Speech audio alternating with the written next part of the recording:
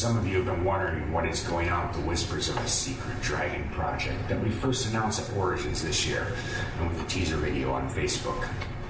If you go back through the history of Dungeons and Dragons, you will see in the beginning there were two families of dragons, the metallic, which represented good, and the chromatic, which represented evil, along with a few dragons that didn't fit into either, such as the fairy and shadow dragons.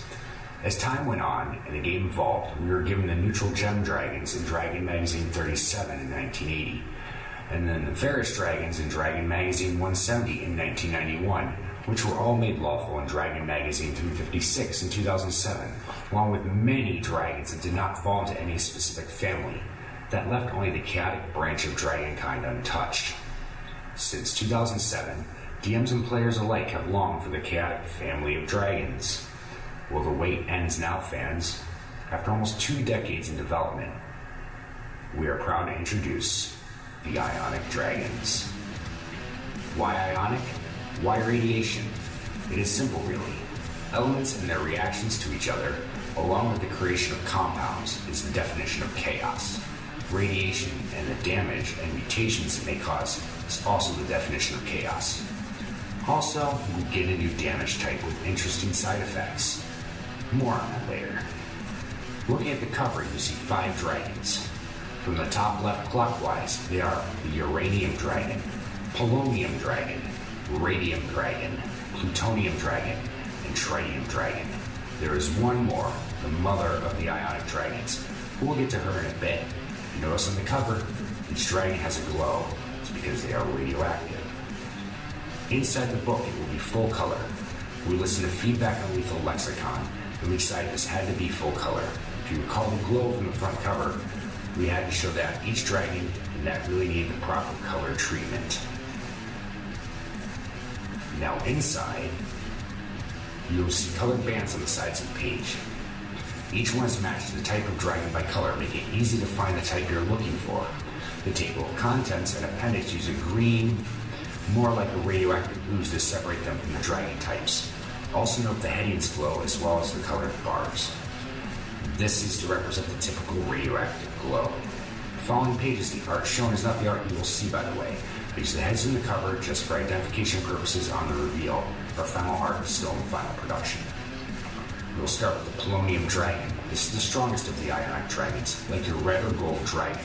The Polonium Dragon is very radioactive, as the pitting in its hide shows. It resides mainly in forested areas, though it may be found in swamps. Its breath weapon is a cloud of radioactive gas. It is chaotic neutral in alignment. Next up is the Tritium Dragon. This is our jungle dragon, as evidenced by the bright purple color you find on creatures in the jungle terrain. The crest is more like a lizard than a dragon, with a temperament similar to the Velociraptor in Jurassic Park. Its breath weapon is a stream of radioactive ooze. The Tritium Dragon is chaotic evil in alignment. Now we come to the Radium Dragon, a cold subtype dragon. It has a glowing blue color of varying shades. It has a gore attack with its horns. The breath weapon of the Radium Dragon is a cone of radioactive frost that damages both cold and radioactive, making the Radium Dragon a dangerous opponent. The alignment of the Radium Dragon is chaotic evil. Here we have the Uranium Dragon. Uranium dragons tend to live in solitude in mountainous regions. It has a high pointed crest with further crests extending down its neck. The Uranium Dragon's breath weapon is a large cone of radioactive fire that will obliterate lesser opponents and inanimate objects. Even with this destructive force, however, they tend to be chaotic good in alignment.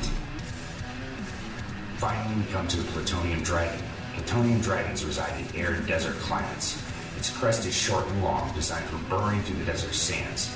Plutonium Dragon also has a breath weapon that is of radioactive fire, but its isn't aligned. Also like the Uranium Dragon, the Plutonium Dragon is chaotic good. Now we come to the mother of all Ionic Dragons, Akasha, the Prometheum Dragon. Born another race, she was offered the ability to become a dragon by a trickster deity. Eventually, as the world she knew was gripped in a massive conflict, she and a few of her offspring combined many different forms of powerful energies into a cataclysmic attack that split the large continent into several, and also changed her and her offspring forever as the residual effects of the combined energies irradiated them. She resides on her demiplane, torn away from the world she once knew, which floats around the elemental chaos. Her tall crest symbolizes her place as the queen of all the Ionic Dragons, and all obey her commands. Akasha has two breath weapons, like many of the dragon gods. Her first is a massive radioactive fireball that creates a large mushroom cloud, while her second is a bolt of lightning that magnetizes things around where it strikes as opposed to dealing lightning damage. Her alignment is chaotic neutral. She has a court of 5 dragons, one of each type, can shapeshift into original humanoid form though her eyes glow red, and can summon a creature known as a Grim Talon. A Grim Talon is like a mutated chameleon with some genetic modifications. The smaller Tarrasque that is always bipedal.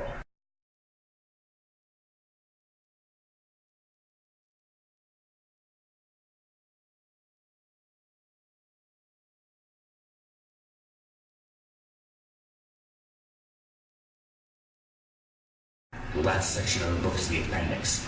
In here will be the radiation damage rules. These took a better part of 2 years to balance in each edition we were building this in, starting with 2nd edition, then 3.5, and now 5th edition. In this section there are charts of the radiation level, RL for short, listed. The RL signifies how intense the radiation area is, what the same DC is for each, the radiation damage, how frequently one must save in a radiated area, the effects it may have as far as sickness, fatigue, and even mutations. There's even a mutation chart in here to roll to see what the mutations could be. Some are positive, and some are very negative. Ionic Dragons, the Book of Chaotic Dragons, will be available November 29th, 2019, Black Friday. Like our other products, you can find it in a few shops, as well as contacting us through Facebook. The price of this book will be $20, and it will be in limited stock on Black Friday and through the weekend, with more being ordered on Monday, December 2nd.